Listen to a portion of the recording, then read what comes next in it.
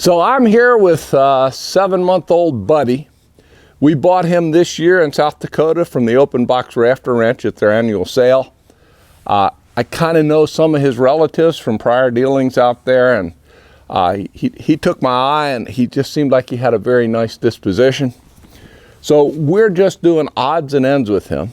And one thing that I thought I would introduce to him today, this is literally his first, or I might have had him in here one time before, introduce him to the round pen.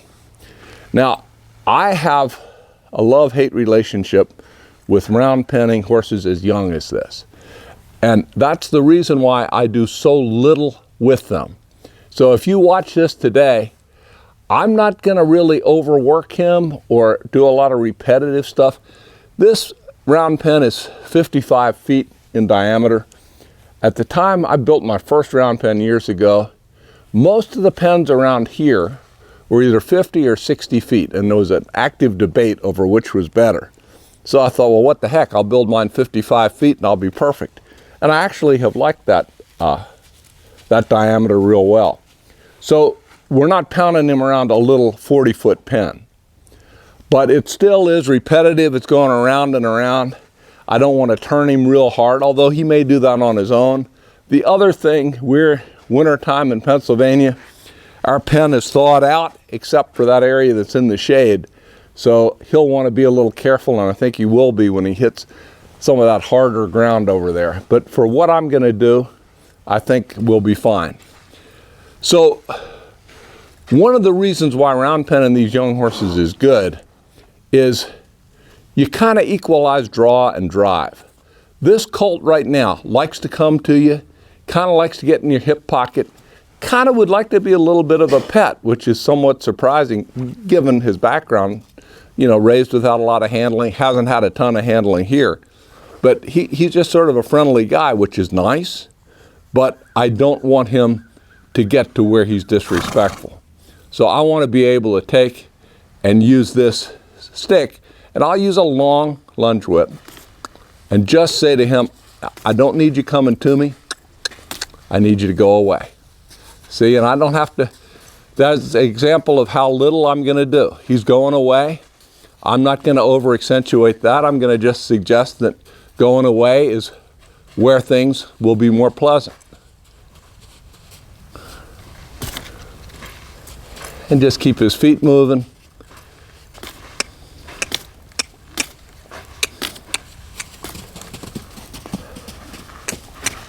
Now, one thing you see, that's a little bit of, hey, don't tell me what to do, when he wags his head around like that. So I'm just going to use this stick and reach out and just tickle him a little bit. And I don't really care which direction he goes. See that? Good opportunity to say to him, you can do that, but all it gets you is a little bit of work. So we're learning that this confident colt could also be just a little bit opinionated. Not an uncommon thing. The quiet ones can also be confident enough to give you a hard time. So I don't care which direction he turns or if he turns, but I'm going to say, can you do better? Can you do better? And he's pretty quickly getting the idea that if he moves forward, doesn't need to lope, but if he wants to, he can. And he says, what in the hell have you been doing to me? Chasing me around? That wasn't part of the contract. And I said, partner, I just rewrote the contract. It's an evolving document.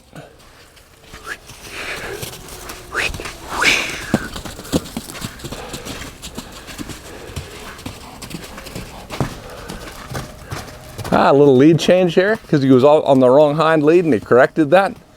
It's also an opportunity to see your horse operating pretty much under their own power without a lot of influence by you.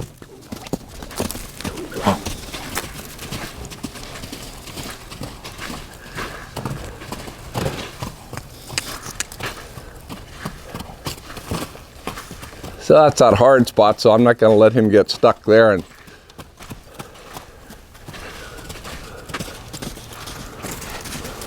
See if he can respect me a little bit. Turn to the inside. Even though he gave me the finger when he did, he still turned to the inside, so I'll take that.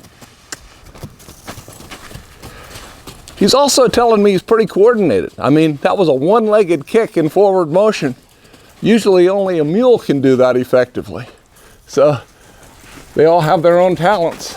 I was thinking I might want to cut him off and decided not to insist on it.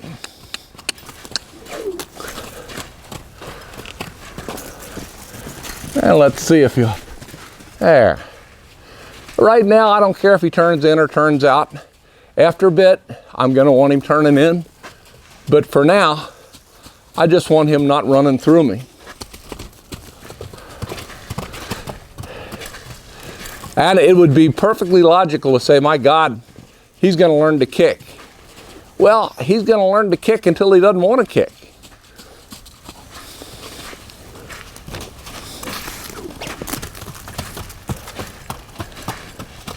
I'll just move him around a little bit here.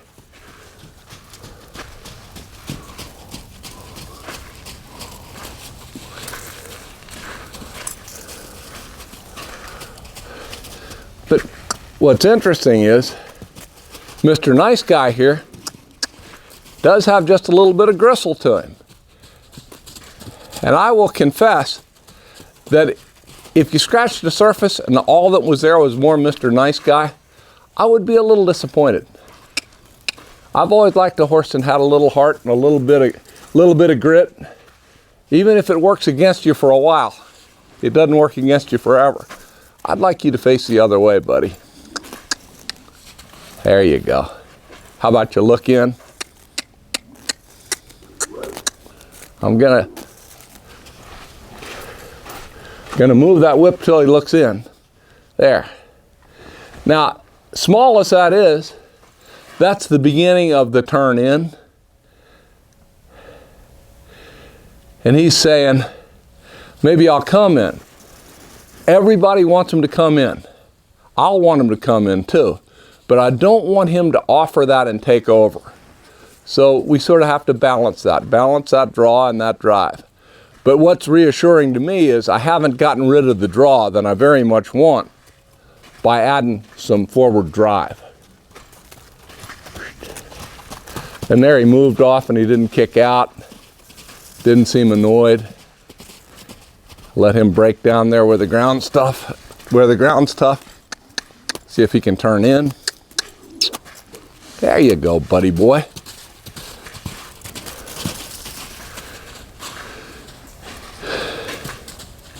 So I'm just teaching him to respect my space and sort of respect my body language in a very rudimentary way. And I'm fine if he just walks and jogs around. But I'm also not going to try to take that lope out of him. If he wants to start that way, a little bit of that's up to him. Now there, 5 minutes ago he would have kicked. That time he didn't.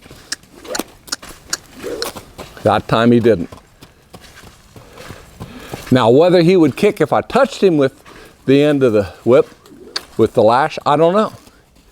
He might. I don't think he really understood where that was coming from. Yeah, look in, buddy, that's good. Look in. I give you lots of space to look in. Move the stick, stop. He looked in, move the stick when he looks away. Move the stick, move the stick, move the stick, move the stick, move, he looks in. No more move the stick, right, buddy?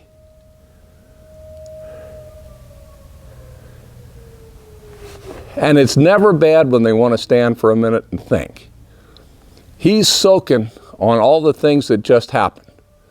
He's saying, well, this guy chases me around here, but if I just go away when I'm asked to go away, everything works out pretty well.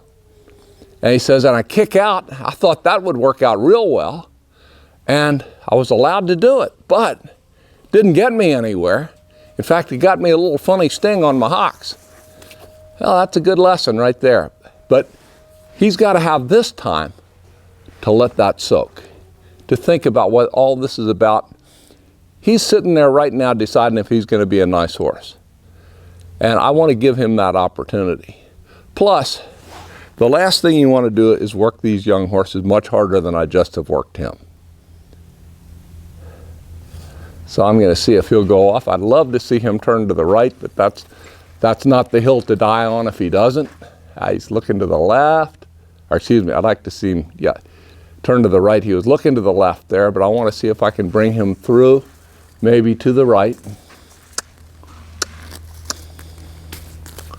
There you go. There you go. Pretty quick your feet will come loose maybe.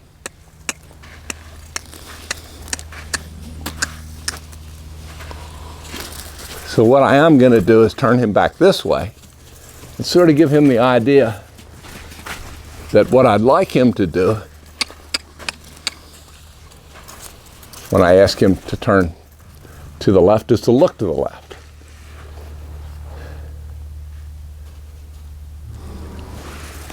Now, I'm going to try something. This is a real-time experiment. And I'm going to say to him, you know, this stick is not a weapon. Will you let me get close to you with it? Yeah. Would you consider not being scared of it? Because I don't want him to be scared of my tools. I want him to respect things, but I don't want him to be scared. Now, 50-50, then he'll kick. And right then, we got the good 50%.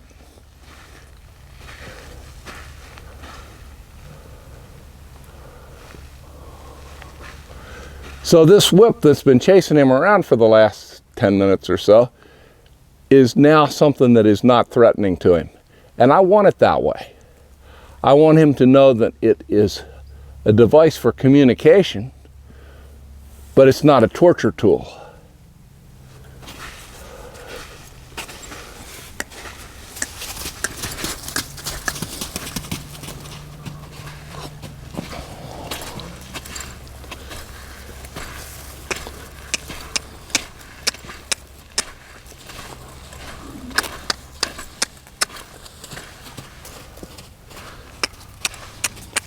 So what we're seeing there is the very rough beginnings of this horse learning to separate. To separate when I'm drawing him, to separate when I'm driving him, to separate when a tool is being used to move him, and when it's just a piece of plastic from Tractor Supply. I just used this stick. I asked him to defecate, and he complied. Thank you. Now, if you can get your horse trained to do that, you'll never have to clean a stall again. So I would heartily recommend it. I would suggest you get started on it right away.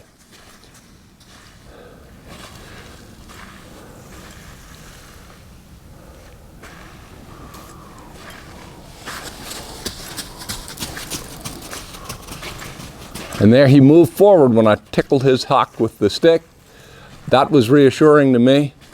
So I can fool around with this colt like this all day long if I want, doing no more than I'm doing. I think horses have a much longer attention span than they get credit for. I think you could do this for hours if you did it in a low-key way. Where they have a limited tolerance is for stress and physical demands. But if you're just asking them to be with you, you can be with them eight hours. We go trail riding for 5-6 hours, and they don't say, I'm sorry, my attention span is exhausted, but that's low key. Even though they're learning the whole time we're riding, it's low key, they can take it for hours. Enjoy it even. And there he's doing what I hope is looking toward me.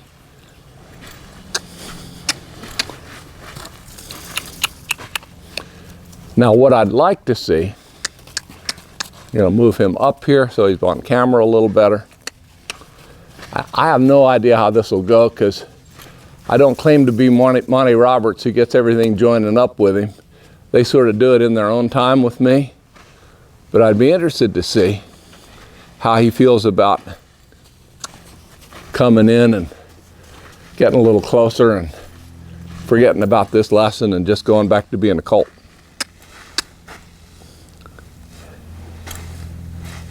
like to see you move your hip over.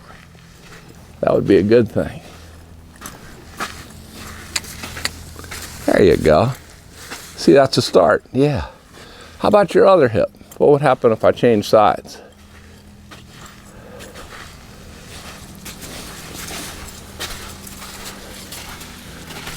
Well, you got your feet breaking loose. I'll cross over again.